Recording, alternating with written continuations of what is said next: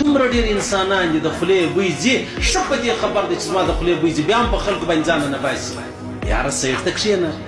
ته یو بیماري لرې د معدې بیماري لرې علاج وکړه بیا راولاړ شه خاص کر ټوټپیس وهه راولاړ شه مسواک وهه راولاړ شه خپله خوله پرېنځه هیڅ رقم خبره هیڅ کله کله د چا د بدن بوی ځي بیا د بید ډېر معافي څومره ښایسته سړی لیکن چې د بدن یې بوی ځي دا خپل قیمت یې د کروڑ روپۍ څخه په یوه انه باندې ودرېږي د کابل یو ډاکټر و هغه راته ویلې مولوي صاحب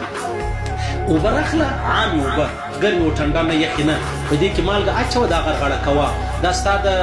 مطلب د وورۍ دپاره ستا د غاښو دپاره د خولې د بدبویۍ دپاره د هغسې مطلب هغه دا زموږ د خولې چې ټول نظام دی د هغه د برابرېدو دپاره دا ډېر مهم شی دی ګران شی خو نه دی ولې زموږ خلک نه کوي څومره لویه پریشاني ده